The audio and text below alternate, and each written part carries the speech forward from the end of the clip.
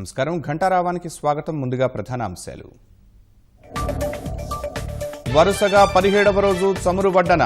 పెట్రోల్పై 20, డీజిల్పై 55 పైసలు పెంపు.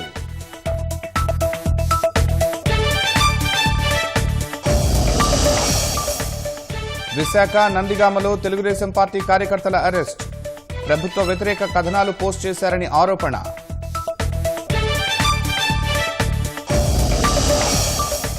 చైనా దురహంకారానికి బుద్ధి చెప్పే పనిలో భారత్. సరిహద్దులో ప్రత్యేక ఆపరేషన్కు వ్యూహరచన.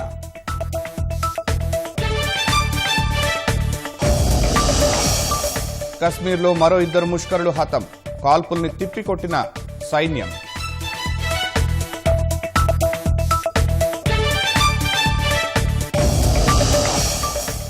కాసేపట్లో పూరి జగన్నాథుని రథయాత్ర.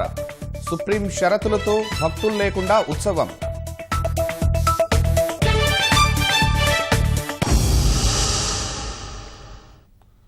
దేశంలో వరుసగా 17వ రోజు చమురు సంస్థలు పెట్రోల్, డీజిల్ ధరలు పెంచాయి. లీటర్ పెట్రోల్పై 20 పైసలు పెంచిన చమురు సంస్థలు లీటర్ డీజిల్పై 55 పైసలు పెంచాయి. దీంతో దేశ రాజధాని ఢిల్లీలో లీటర్ పెట్రోల్ ధర ₹79.76కు చేరగా లీటర్ డీజిల్ ధర ₹79.40కు పెరిగింది.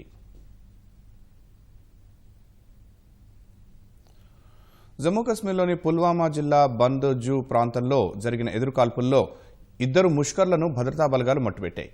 సిఆర్పీఎఫ్ జవాన్ అమరుడయ్యాడు. ఉగ్రవాదులు దాగి ఉన్నారన్న పక్కా సమాచారంతో సైన్యం, పోలీసులు ఆ ప్రాంతంలో తనిఖీలు నిర్వహించారు. ఆ సమయంలో ఉగ్రవాదులు కాల్పులకు తెగబడగా భద్రతా బలగాలు ఎదురుకాల్పులకు దిగాయి. సమర్థంగా తిప్పికొట్టాయి. ఈ ఘటనలో 2 ముష్కరులు హతమైనట్లు అధికారులు తెలిపారు. ఓ సిఆర్పీఎఫ్ జవాన్ వీరమరణం పొందాడు. ఘటనా స్థలం నుంచి 2 AK-47 తుపాకులను స్వాధీనం చేసుకున్నారు. వలస కార్మికులకు ఉపాధి కల్పించే ఉద్దేశంతో కేంద్రం తీసుకొచ్చిన గరీబ్ కళ్యాణ్ రోజ్గార్ యోజన పథకాన్ని ఆంధ్రప్రదేశ్లోనూ వర్తింపచేయాలని శ్రీకాకుళం ఎంపీ కింజరపు రామ్మోహన్ నాయుడు ప్రధానిని కోరారు. ఈ మేరకు మోదీకి లేఖ రాశారు.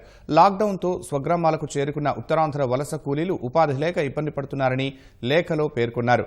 6 రాష్ట్రాల్లో 116 జిల్లాలకు ఈ పథకాన్ని వర్తింపజేస్తూ 50 కోట్ల ప్యాకేజీ అందించడం హర్షణీయమన్న ఆయన ఆ రాష్ట్రాల్లో ఆంధ్రప్రదేశ్ లేకపోవడం బాధాకరమని విచారం వ్యక్తం చేస్తున్నారు. సామాజిక మాధ్యమాల్లో ప్రభుత్వ వ్యతిరేక పోస్టులు పెడుతున్నారనే ఆరోపణలపై 2 తెలుగుదేశం సానుభూతిపరులను పోలీసులు అరెస్టు చేశారు. విశాఖ సిబిఎం కాంపౌండ్లో నలంద కిషోర్ అనే వ్యక్తిని వేకోజామున 3 గంటలకు అరెస్ట్ చేసిన పోలీసులు మంగళగిరి కోర్టులో హాజరుపరచనున్నారు. ఆరోగ్యపరమైన ఇబ్బందులు ఉన్నాయని చెప్పినా పోలీసులు బలవంతంగా అరెస్ట్ చేశారని కిషోర్ కుటుంబ సభ్యులు వాపోయారు. ఇక తెలుగుదేశం సామాజిక మీడియా కార్యకర్త చిరుమామిళ్ల కృష్ణారావును కృష్ణా జిల్లా నందిగామలో అరెస్ట్ చేసి విజయవాడ తరలించారు. ప్రభుత్వానికి వ్యతిరేకంగా పోస్టులు పెడుతున్నారనే ఆరోపణలతో సిఐడి పోలీసులు కేసు నమోదు చేశారు. ఇటీవల కృష్ణారావు తల్లికి గుండె చికిత్స జరిగిందని, ఈ అరెస్టుతో ఆమెకు ఏదైనా జరిగితే సీఎందే బాధ్యతని తెలుగుదేశం నేతలు అన్నారు. ప్రతిరోజు కూడా అక్రమమైన అరెస్టులు, వైసీపీ పార్టీ చేసే ఈ గూండా రాజకీయాలు, అసలు దీనికి అంతం ఎప్పుడు? ఈ రోజు ఏదైతే నందిగామ నియోజకవర్గంలో తెలుగుదేశం పార్టీ యాక్టివిస్ట్ మా చిరుమామిళ్ల కృష్ణ గారిని మొన్న తీసుకెళ్లారు. చిన్న ఎంక్వైరీ పేరుతోటి విజయవాడ తీసుకెళ్లారు. మళ్ళీ మేము వెళ్ళి తీసుకొచ్చాం. ఏ తప్పు లేదండి, ఏదో చిన్న ఇన్ఫర్మేషన్ కోసం అన్నారు. ఈ రోజు ఉదయం మళ్ళీ అర్ధరాత్రి ఇళ్లలో ఆడవాళ్ళు నిద్రపోతుంటే 1 గంటకి వెళ్ళి డోర్లు కొట్టి అతన్ని బయటికి తీసుకొచ్చి ఈ రోజు నందిగామ స్టేషన్ తీసుకొచ్చి ఇమీడియట్ గా అరెస్ట్ వారెంట్ ఇస్తున్నారు. ఏం తప్పు చేశాడు సార్ అంటే కాన్స్పిరసీ, సోషల్ మీడియా అంటున్నారు. మార్ఫింగ్ ఫోటోలు చేసినా ఎవరిని తీసుకురారు. ఈ రోజు మా పార్టీలో ఏదైతే అనురాధ గారు ఉన్నారో అనురాధ గారి మీద 100 రకంగా మార్ఫింగ్ ఫోటోలు పెడితే మేము ఫలానా పరిస్థితి అయ్యాన్ని తీసుకెళ్ళి వాళ్ళ చేతికిస్తే ఒక్కనన్ను అరెస్ట్ చేశారు ఈ రోజు వరకు మీరు. ఈ రోజు ముఖ్యమంత్రి గారు చెప్పటం, మీరు చెయ్యటం, మేము చేతగాని వల్ల కనపడుతున్నామని మీ అందరికీ. ఈ రోజు ఈ రాష్ట్రంలో మాకు ప్రశ్నించే హక్కు లేదు. అసలు తెలుగుదేశం పార్టీ కాదు, ఎవరు కూడా ప్రశ్నించకూడదు. వైసీపీ పార్టీ అంటే మా అందరిని చంపేయండి. మేము తిరగం ఈ రాష్ట్రంలో, మాకు అవసరం కూడా లేదు ఈ రాష్ట్రంలో బ్రతికేదానికి. సినీ థియేటర్ల ఫిక్స్డ్ విద్యుత్ ఛార్జీలు రద్దు చేసిన ప్రభుత్వం పేదల బిల్లులను ఎందుకు మాఫీ చేయదని తెలుగుదేశం అధికార ప్రతినిధి బొండా ఉమా ప్రశ్నించారు. విద్యుత్ ఛార్జీలు పెంచబోమని పాదయాత్రలో ఇచ్చిన హామీ ఏమైందని ఆయన సీఎంను ప్రశ్నించారు. ఇవాళ ఈ ప్రభుత్వం సంపన్న వర్గాల కోసమే పనిచేస్తుందా అనే అనుమానం కలుగుతా ఉంది. ఈ రాష్ట్రానికి ₹1 కూడా పనికిరానటువంటి పరిశ్రమ సినీ పరిశ్రమ. హీరోలో, లేదంటే ప్రొడ్యూసర్లో, లేదంటే థియేటర్స్ ఓనర్స్ ముఖ్యమంత్రి జగన్మోహన్ రెడ్డి కలవంగానే వాళ్ళకి 3 నెలల ఫిక్స్డ్ ఛార్జీల్ని రద్దు చేశారు. అదే పేదవాడికి ₹200 ఇంటికి కరెంటు బిల్లు వచ్చే పేదవాడికి ఇవాళ ₹2000 వస్తే జూన్ 30వ తారీఖు లోపు కరెంటు బిల్లు కట్టకపోతే మీకు కరెంటు కట్ చేస్తామని చెప్పి రోజు వాలంటీర్లను పంపించి వేధిస్తా ఉన్నారు. మధ్యతరగతి ప్రజలు వీళ్ళు చేసిన నేరం ఏంటి, వీళ్ళు చేసిన తప్పేంటి, వీళ్ళ కరెంటు ఛార్జీలు ఎందుకు రద్దు చేయరు? తూర్పుగోదావరి జిల్లా అన్నవరంలో ఓ వివాహానికి హాజరైన తండ్రి కొడుకులకు కరోనా సోకింది. అప్రమత్తమైన దేవస్థానం అధికారులు పారిశుధ్య చర్యలు చేపట్టారు. విధుల నిమిత్తం శ్రామిక్ రైల్లో మహారాష్ట్రకు వెళ్లిన ఓ ఆర్పీఎఫ్ కానిస్టేబుల్ కు వైరస్ సోకినట్లు గుర్తించారు. కరోనాపై పోరులో ముందు వరుసలో ఉన్నవారిగా ఓవైపు పొగడ్తలతో పారిశుధ్య కార్మికులను ముంచెత్తుతున్నా కొన్ని చోట్ల మాత్రం వారికి వేతనాలు అందని పరిస్థితి నెలకొంది. విశాఖలో స్త్రీ ప్రసూతి వైద్య సేవలకు పేరొందిన ఘోష ఆసుపత్రి పారిశుధ్య కార్మికులు 5 నెలలుగా వేతనాలు ఇవ్వడం లేదని వాపోతున్నారు. లాక్డౌన్ సమయంలో రవాణా సౌకర్యాలు లేకపోయినా నడిచి వచ్చి విధులు నిర్వర్తించామని గుర్తు చేశారు. అయినా అధికారులు గుర్తించడం లేదని ఆవేదన చెందుతున్నారు. 2009 నుండి మేము శానిటేషన్లో చేస్తున్నాం సార్. ఇన్ని రోజులకైనా సరే అప్పుడులో 3,500 ఇచ్చేవారు, అలాగా 6,000 పెంచారు. 6,000కే ఇప్పటి వరకు చేస్తున్నాం. తర్వాత మరి ఇంకా మా కష్టాలు మా బాధలు ఇంకా అలాగే ఉన్నాయి. కరోనా టైంలో కూడా నడుచుకొని వచ్చి మా బాధ్యతలు మేము నిర్వహించాం.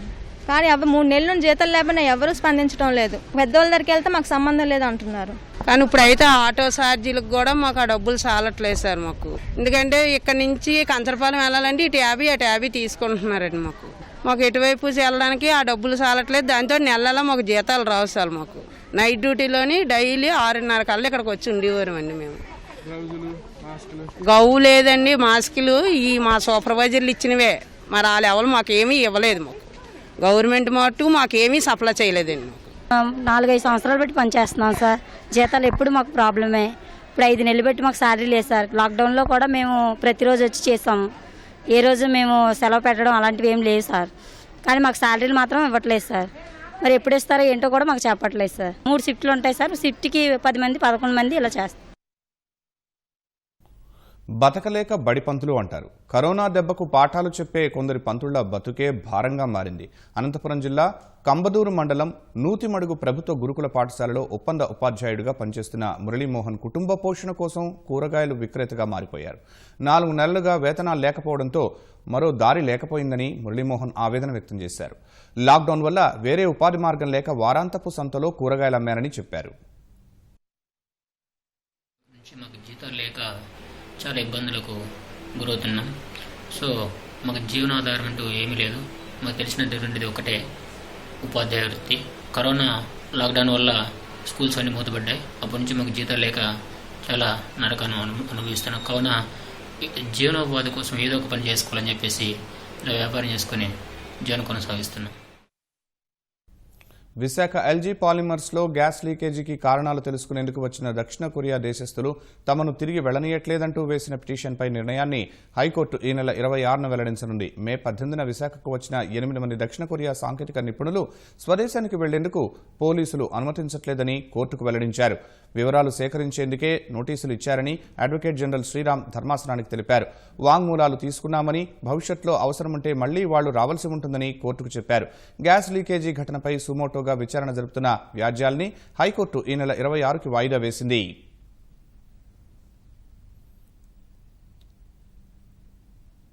భక్తులు లేకుండా ప్రసిద్ధ పూరి జగన్నాథ రథయాత్రకు సర్వం సిద్ధమైంది. కరోనా నేపథ్యంలో రథయాత్ర నిర్వహణపై ఈ నెల 18న స్టే విధించిన సుప్రీంకోర్టు సరిగ్గా ఒకరోజు ముందు షరతులతో అనుమతి మంజూరు చేసింది.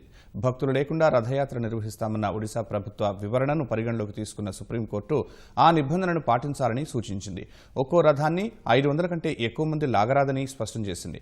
భక్తులు ఎక్కువ సంఖ్యలో రాకుండా పూరిలో కర్ఫ్యూ విధించాలని సుప్రీంకోర్టు సూచించింది. ఆ మేరకు నిబంధనలు పాటిస్తూ రథయాత్రకు రంగం సిద్ధం చేస్తున్నారు.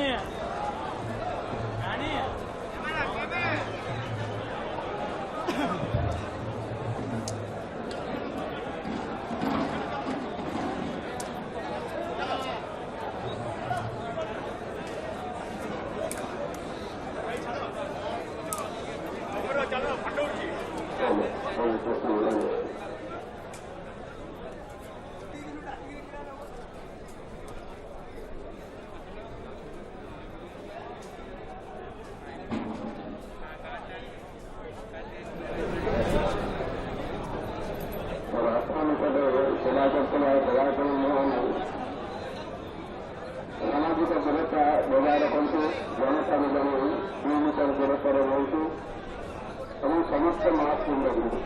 సమస్త మార్పు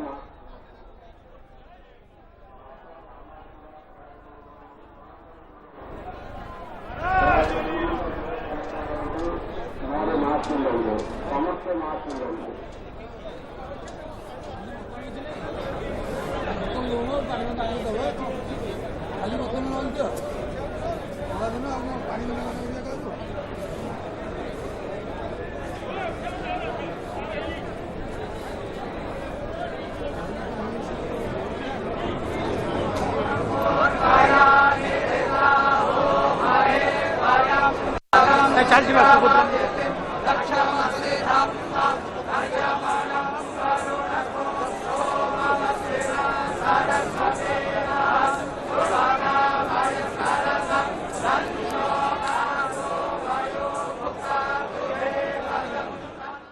గాల్వన్ లోయలో జరిగిన హింసాత్మక ఘర్షణ నేపథ్యంలో చైనా దురాక్రమణ ఆటలను కట్టడి చేసేందుకు దూకుడుగా వ్యవహరించేందుకు భారత్ సిద్దమవుతోంది. ప్యాంగాంగ్ సరస్సు ఫింగర్ 4 వద్ద తిష్టవేసిన డ్రాగన్ సేనలను వెనక్కి పంపేందుకు సైనిక చర్య చేపట్టే అంశాన్ని పరిశీలిస్తోంది. అన్ని సెక్టార్లలో పెద్ద ఎత్తున సైన్యాన్ని మోహరించి గాల్వన్ లోయ అంశంపై డ్రాగన్ దేశాన్ని కాళ్లబేరానికి తెచ్చేందుకు వ్యూహరచన చేస్తోంది. వాస్తవాధీన రేఖ వద్ద ఉద్రిక్త పరిస్థితి ఏర్పడినప్పుడు స్వేచ్ఛగా నిర్ణయం తీసుకునే అధికారం సైన్యానికి కట్టబెట్టిన కేంద్రం కయ్యానికి కాలు దూవుతున్న చైనాకు సెగ తగిలేలా భారీగా బలగాలను మోహరించింది.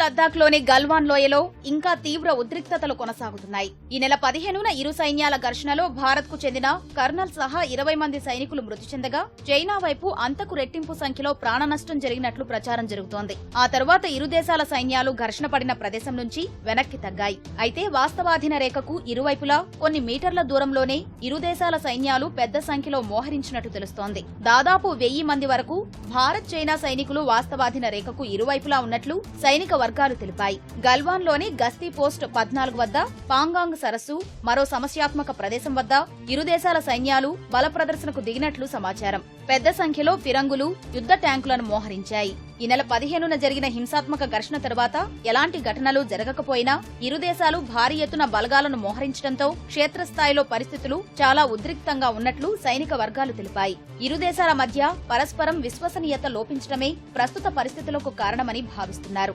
ప్రస్తుత పరిస్థితుల్లో ఇరు దేశాల సైన్యాలు వెనక్కి తగ్గటం, బలగాలు ఉపసంహరించడం సాధ్యమయ్యే పని కాదని నిపుణులు అంచనా వేస్తున్నారు.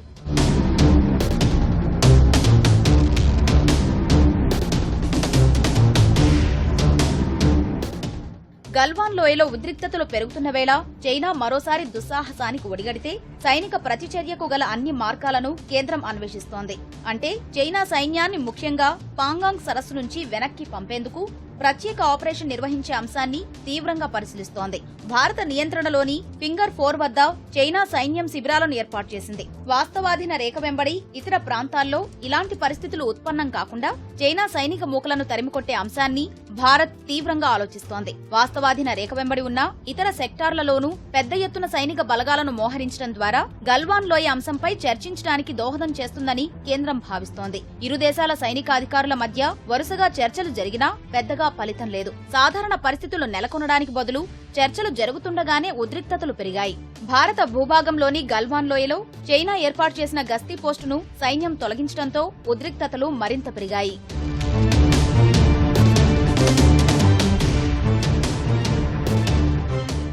పాంగ్యాంగ్ సరస్సు అత్యంత సమస్యాత్మకంగా మారింది. భారత నియంత్రణలోని పాంగాంగ సరస్సు ప్రాంతంలో సుదీర్ఘకాలంగా పెద్ద ఎత్తున చైనా తన సైన్యాన్ని మోహరించడం వాస్తవాధీన రేఖ వెంబడి ఉద్రిక్తతల నివారణకు పెద్ద అడ్డంకిగా మారింది. ఇంతకు ముందు వరకు గ్రే జోన్ గా ఉన్న పాంగాంగ్ సరస్సు వెంబడి ఫింగర్ 4 నుంచి ఫింగర్ 8 వరకు గల ప్రాంతంలో చైనా సైనిక శిబిరాలను ఏర్పాటు చేసింది. చైనా చర్యలు పాంగాంగ సరస్సు వద్ద యథాతథ స్థితి మార్చే ప్రయత్నంగా భారత్ అనుమానిస్తోంది. పాంగాంగ్ సరస్సు ఫింగర్ 4 వద్ద డ్రాగన్ సైన్యం పెద్ద సంఖ్యలో తిష్టవేయగా భారత్ కూడా చైనాకు దీటుగా బలగాలను మోహరించింది. పాంగాంగ్ సరస్సును 8 ఫింగర్లుగా విభజించారు. సైనిక పరిభాషలో సరస్సులోకి దూసుకెళ్లిన పర్వత పంక్తులను ఫింగర్లుగా పిలుస్తారు. ఫింగర్ 1 నుంచి ఫింగర్ 4 వరకు భారత నియంత్రణలో ఉండగా ఫింగర్ 8 వరకు చైనా ఆధీనంలో ఉన్నాయి. అయితే ఫింగర్ 1 నుంచి ఫింగర్ 8 వరకు మొత్తం భూభాగం తమదేనని భారత్ వాదిస్తోంది.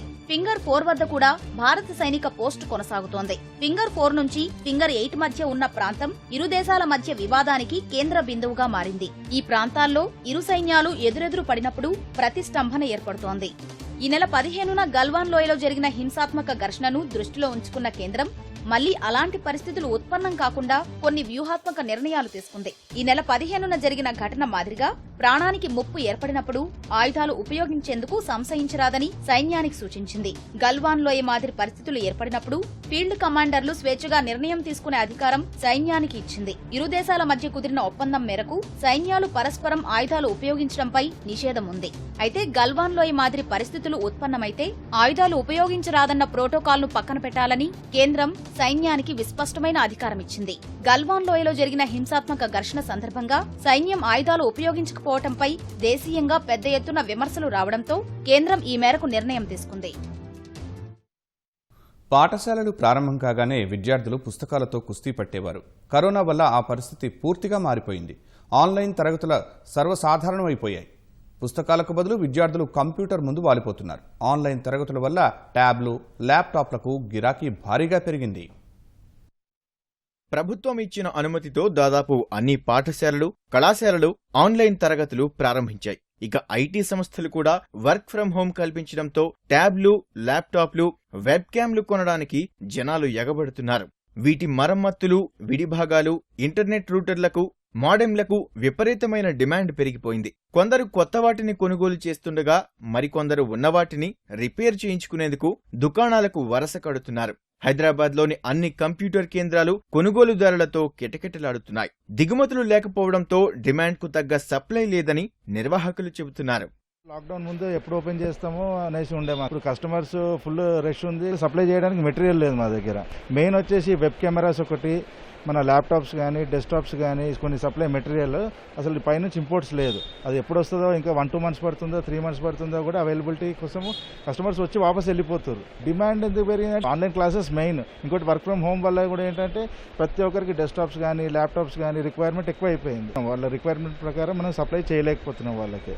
అది ద మెయిన్ ప్రాబ్లం. ఈ మధ్యలో లాక్డౌన్ ఓపెన్ అయిన తర్వాత స్కూల్స్ ఓపెన్ కావడము, ఆన్లైన్ లో క్లాసెస్ అని స్టూడెంట్స్ కోసానికి టీచర్స్ వీళ్ళందరూ ప్రెషర్ చేసేసరికి మార్కెట్ లో ఒకవైపు ఏమో సరుకు తక్కువగా ఉంది, బయట స్టేట్స్ నుండి అక్కడ నుండి మెటీరియల్ రావడం తగ్గిపోయింది. ఉన్న మెటీరియల్ కి పెద్ద డిమాండ్ పెరిగింది. వెబ్ క్యామ్స్ లాంటివి అస్సలు దొరకడం లేదు. ల్యాప్టాప్ గురించి తల్లిదండ్రులు, వాళ్ళకి సంబంధించిన ఇంటి మెంబర్స్ అందరూ వచ్చి తిరుగుతూ ఉన్నారు. దీంతో పాటు ఏదైనా సోషల్ డిస్టెన్సింగ్ కూడా చాలా ఎఫెక్ట్ అవుతుంది. సెల్ ఫోన్లలోనూ ఆన్లైన్ తరగతులకు వెసులుబాటు ఉన్నప్పటికీ ఎక్కువ సమయం ఫోన్ ముందు కూర్చుని చూడటం వల్ల పిల్లలు ఇబ్బందులు పడుతున్నారని తల్లిదండ్రులు అభిప్రాయపడుతున్నారు. అందుకే తక్కువ ధరలో ఎక్కువ ఫీచర్లు ఉండే ల్యాప్టాప్లు, ట్యాబ్లు, కంప్యూటర్ల కోసం వెతుకుతున్నామంటున్నారు. కావలసిన మోడల్ కోసం 4-5 షాపులు తిరిగినా దొరకడం లేదంటున్నారు. ఒకేసారి ఎక్కువ మంది కొనుగోలు చేయడంతోనే ఇటువంటి పరిస్థితులు తలెత్తుతున్నాయని వినియోగదారులు పేర్కొంటున్నారు.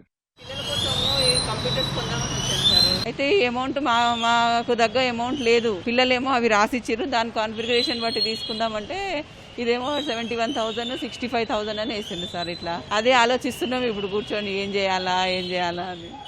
ఆన్లైన్ క్లాసెస్ ఎక్కువ అయిపోయినాయి కాబట్టి పిల్లలకి ఇబ్బంది అవుతుంది. కాకపోతే అనుకున్న ప్రైస్ లో అనుకున్న విధంగా దొరకట్లేదు. ఫీచర్స్ కానీ అవన్నీ ఇంకా మార్కెట్లో కూడా తక్కువ అనిపిస్తుంది. సో ఇది ప్రాబ్లం ఫేస్ చేస్తున్నాం అసలు ఆన్లైన్ క్లాసెస్ వల్ల. ముగ్గురు ఉంటే మటుకు ఇంకా ముగ్గురికి 3 phones కావాలి అంటే కూడా అదొక పెద్ద ప్రాబ్లం అయిపోతుంది. సరే చూడాలి ఇక ఎట్లయితుందో. ఈ క్లాసెస్ కూడా ఎంత సక్సెస్ అవుతాయో చూడాలి. ఇప్పుడే బిగినింగ్ కాబట్టి. ఇంజనీరింగ్, మెడిసిన్ సహా ఇతర ప్రవేశ పరీక్షల కోసం శిక్షణ తీసుకునేవారు ఎక్కువగా ల్యాప్టాప్ల వైపే మొగ్గు చూపుతున్నారు. ఒక్కో ఇంట్లో 2-3 పిల్లలు ఉన్నవారు బడ్జెట్ను బట్టి కొనుగోలు చేస్తున్నారు. డిమాండ్ ఎక్కువ ఉంది దీనికి. అండ్ హోంవర్క్ ఎక్కువ ఉండడం వల్ల ల్యాప్టాప్స్ కోసం చాలా మంది విజిట్ చేస్తున్నారు. Because imports also very less. Laptops, electronic products వల్ల చాలా డిమాండ్ ఎక్కువ అయిపోయింది. And China products, Indian products like imports వల్ల తక్కువ కావడం వల్ల చాలా మంది తీసుకోవడానికి చాలా ప్రిఫర్ చేస్తున్నారు due to online classes. Office work కోసం అవసరం అన్నమాట. సో అందువల్ల నేను ఎక్కువ కాస్ట్ పెట్టాల్సి వచ్చింది. మాక్సిమం తెలుసు, ఇంకా పెట్టాల్సి వచ్చింది. ఇంకా ఏం చేసే చాయిస్ లేదు నాకు. ఇక సిచ్యువేషన్ ఇట్లా ఉంది కదా, కంప్లీట్గా స్టాక్ లేదంటున్నారు చాలా వరకే. ల్యాప్టాప్స్కి హార్డ్వేర్ ఐటమ్స్ చాలా అన్నిటికీ ఉందంటున్నారు. బట్ మనకు తెలియదు, మనకైతే ఇప్పుడైతే ఇది అవసరం ఉంది కాబట్టి తీసుకున్నాం. అట్లా సాధారణ పరిస్థితులు నెలకొని ఉత్పత్తి పెరిగితే కొంత ఉపశమనం కలుగుతుందని అమ్మకందారులు పేర్కొంటున్నారు. డిమాండ్కు తగిన సప్లై లేకపోవడం వల్లనే ఈ పరిస్థితి నెలకొంటుందని చెబుతున్నారు. గాల్వన్ ఘటనతో దేశంలో చైనా ఉత్పత్తులు సామాజిక మాధ్యమాలపై వ్యతిరేకత వ్యక్తమవుతున్న తరుణంలో టిక్టాక్కు ప్రత్యామ్నాయంగా స్వదేశీ పరిజ్ఞానంతో విడుదలైన చింగారి యాప్ అనూహ్య ప్రజాదరణ పొందుతోంది. కేవలం 72 గంటల్లోనే దాదాపు 5 లక్షల మంది ఈ యాప్ను డౌన్లోడ్ చేసుకున్నారు. బెంగళూరుకు చెందిన బిస్వాత్మ సిద్ధార్థులు ఈ యాప్ రూపకర్త కాగా విశేష ఆదరణ పొందుతున్న యాప్ పట్ల రూపకర్తలు సంతోషం వ్యక్తం చేస్తున్నారు. జూన్ 10 నాటికి ఈ యాప్ను 1,00,000 మందికి పైగా డౌన్లోడ్ చేసుకోగా గాల్వన్ ఘటన జరిగిన జూన్ 15 తర్వాత డౌన్లోడ్లు భారీగా పెరుగుతున్నాయి. ఇందులో అప్లోడ్ చేసిన వీడియోలకు వీక్షకుల సంఖ్య ఆధారంగా పాయింట్లు కేటాయిస్తామని, దాని ప్రకారం డబ్బు కూడా సంపాదించొచ్చని తయారీదారులు చెబుతున్నారు. పెట్రోల్ బంకుల్లో ఆన్లైన్ నగదు చెల్లింపుల్ని ప్రోత్సహించేలా భారత్ పెట్రోలియం సంస్థ స్మార్ట్ డ్రైవ్ పేరిట కొత్త యాప్ తెచ్చింది. పేటీఎం, ఫోన్పే వంటి యాప్లు అందరి దగ్గర అందుబాటులో ఉండే అవకాశం లేనందున దీన్ని రూపొందించినట్టు ఆ సంస్థ ప్రతినిధులు చెబుతున్నారు.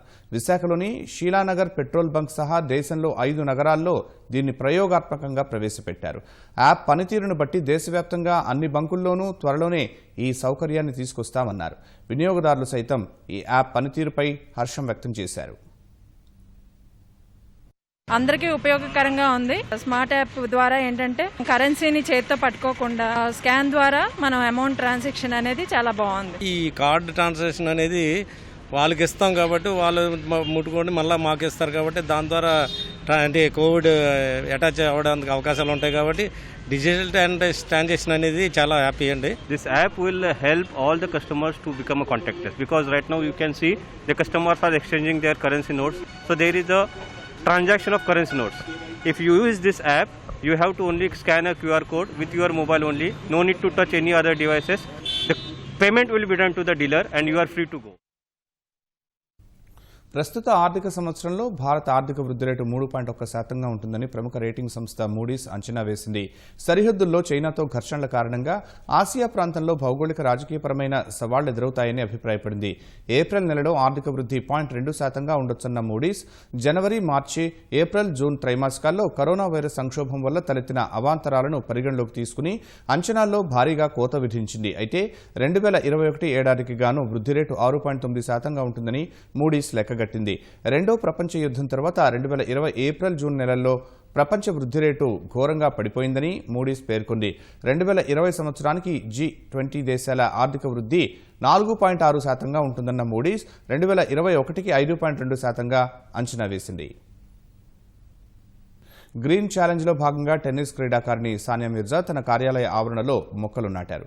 బ్యాడ్మింటన్ క్రీడాకారిణి పివి సింధు ఛాలెంజ్ను స్వీకరించిన సానియా మొక్కలు నాటడం ఎంతో సంతృప్తి కలిగించిందన్నారు. పచ్చదనాన్ని పరిరక్షించాల్సిన అవసరం ఉందంటూ భారత మాజీ క్రికెటర్ అజహరుద్దీన్, బ్యాడ్మింటన్ క్రీడాకారిణి సైనా నెహ్వాల్, తెలంగాణ ఐటీ శాఖ ముఖ్య కార్యదర్శికి సానియా మిర్జా గ్రీన్ ఛాలెంజ్ ఇచ్చారు.